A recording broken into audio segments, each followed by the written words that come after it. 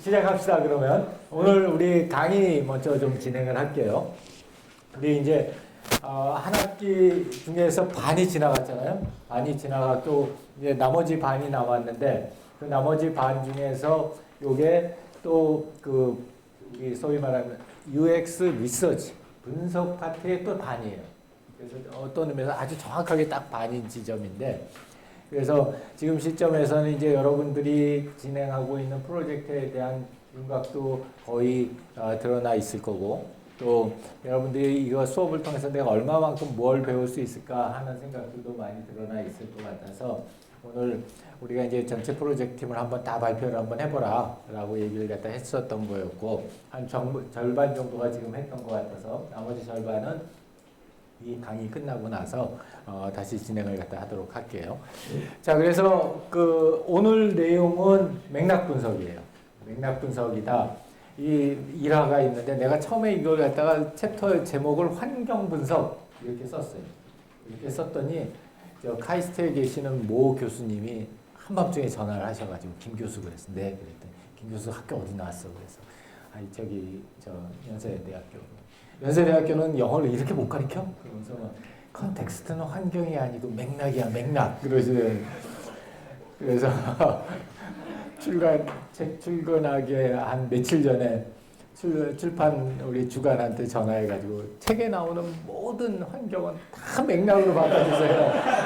해가지고 이 맥락 분석이라고 얘기를 했고요. 근데 가만히 듣고 보니까 정말 이 환경이라고 하는 것보다 맥락이라고 컨텍스트라고 하는 그 개념이 조금 더 큰 개념에 우리가 가지고 있는 전체 환경을 갖다 의미하는 것 같아서 맥락 분석이라고 했습니다. 자, 그래서 우리가 전체적으로 보게 되면은 우리가 첫 번째에 그 우리가 뭘 목표로 하느냐 해서 우리 가운데에 있는 경험, 상호작용, 그리고 혁신은 아니지만 그 세 가지를 갖다 봤고, 그 다음에 저런 경험을 제공해 주기 위해서 우리가 원칙적으로 꼭 맞춰줘야 되는 세 가지의 요건이 뭐냐 해서 저쪽 좌측 상단에 있는 유용성, 사용성, 감성이라고 하는 세 가지의 이제 서브팩터들에 대해서 얘기를 했어요. 그 다음에 저런 세 가지 서브팩터들이라고 하는 것은 어떤 의미에서는 goal인데, 저런 goal을 달성하기 위해서 우리가 전반적으로 해야 될 방법은 어떠한 것들이 있느냐 해서 첫 번째는 리서치 단계가 있고, 두 번째는 디자인 단계가 있고, 세 번째는 테스팅하는 단계가 있고, 그 다음에 이밸리에이트하고 일레보레이션 하는 단계가 있다. 그래서 제일 첫 번째 단계가 제일 중요한 단계다. 그래서 리서치 단계를 갖다가 우리가 첫 번째로 보기로 했고요. 그 리서치 단계에서는 네 가지의 빌딩 블록이 있는데, 우리가 제일 먼저 얘기했던 거는 사람에 대한 학문이고, 사람에 대한 배려가 가장 중요한 학문이니까 우리 사용자라고 하는 게 누군가, 어떠한 특징이 있는가 보자. 그걸 제일 먼저 봤고요.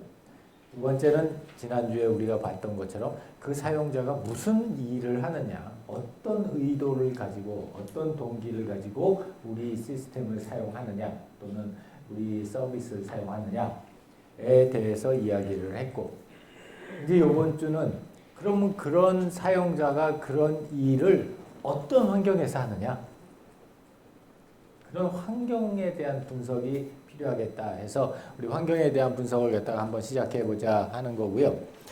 이 환경이라고 하는 거는 뭐 여러 가지 다양한 환경이 있겠지만, 우리 오늘 수업 시간에는 이런 그 맥락이라고 하는 거의 종류는 어떠한 것들이 있나 해서 크게 세 가지 형태의 맥락을 얘기를 할 거예요.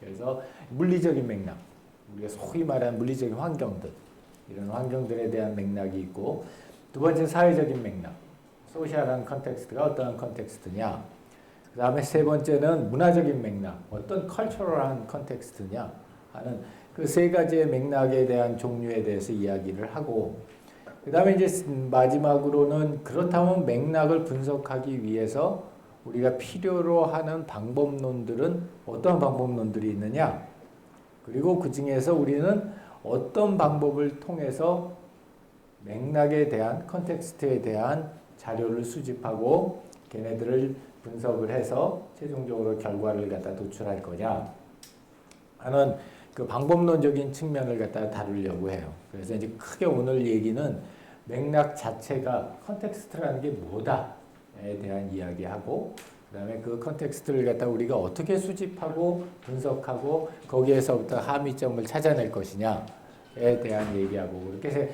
두 가지 조건을 하려고 그래요.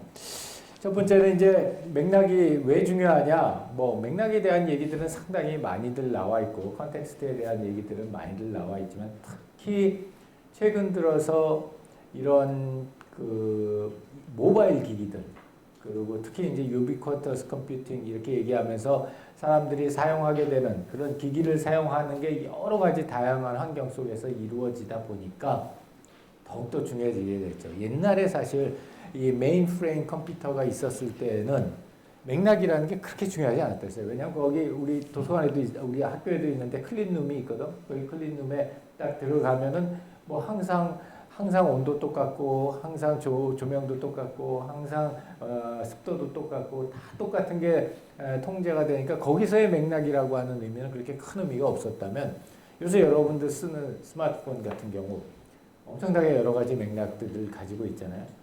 그 대표적인 맥락이 아주 중요한 케이스 오늘 내가 경험을 했는데 이제 가가지고 갔더니 이제 다들 기어를 하나씩 채워줬어요.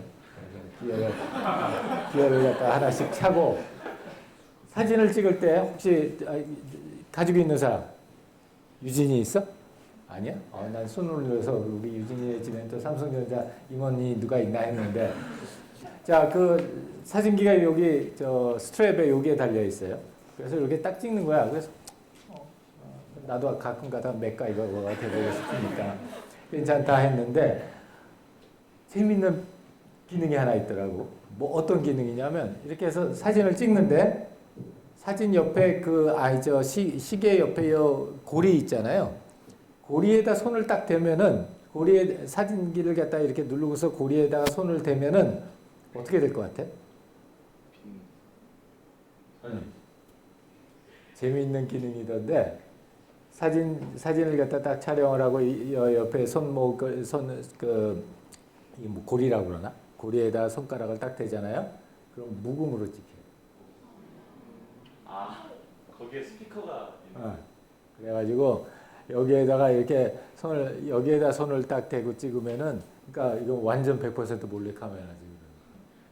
이렇게 이유는 뭘까? 뭐 당연하잖아요. 소리가 안 나야 되는 컨텍스트에 있었는데 내가 뭔가를 갖다 찍어야 된다 하게 되면은 그런 기능이 필요하겠지.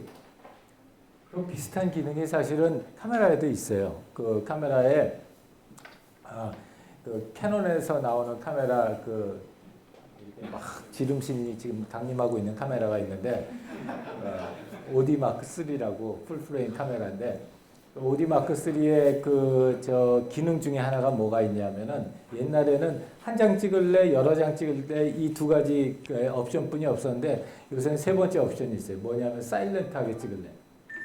그래서 한 장 찍던 두 장 찍던 아니면 사일런트하게 찍던 누가 지금 카메라로 찍은 것 같아요. 근데 내가 보기에는 자 그래서 그런 것처럼 이 이동용 기기들이 많아지면서 그 맥락 이 정보에 대한 중요성이 굉장히 많아졌고요.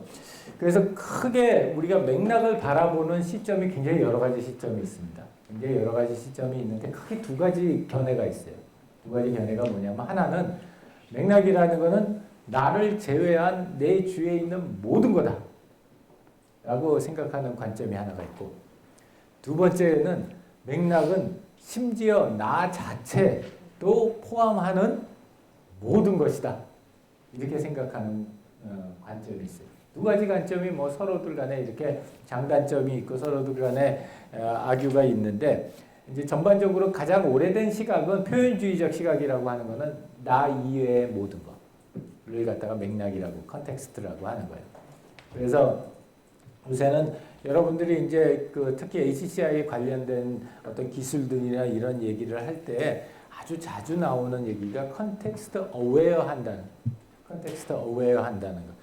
사용자가 어떤 컨텍스트에 지금 있는지를 지가 알아서 거기에 맞춰서 필요로 하는 기능이나 정보를 갖다 제공해 준다라고 하는 그런 기능이 많이 있다는 거죠. 그래서 여러분들 핸드폰 갤럭시 쓰는 사람 왜 갤럭시 엎어놓으면 안 오잖아. 이게 내가 수업 시간이나 하여튼 뭐 영화관이나 이런 컨텍스트에 있다는 걸 사인을 준 거예요. 그러면 기계가 자동적으로 그럼 내가 여기서는 보내지 말아야 되겠구나 하는 것을 갖다가 알려준다는 거죠. 그래서 이게 이제 일반적으로 우리가 전반적인 맥락을 보는 표예요. 전반적인 맥락을 보는 표여서 이 수평축에 있는 게 물리적인 맥락, 사회적인 맥락, 그리고 문화적인 맥락. 그래서 아까 얘기했던 거고, 그 다음에 요 수직축에 있는 거는 그게 시간에 대한 거냐, 아니면 장소에 대한 거냐, 아니면 그 외의 기타 요소들이냐. 그래서 총 9개의 셀로 나눠져요. 3x3가 돼서. 그래서 그 각각의 3x3에서 어떠한 맥락 정보들이 필요하고 걔네들이 왜 어떻게 사용되느냐 하는 거에 대한 연구들이 굉장히 많아요.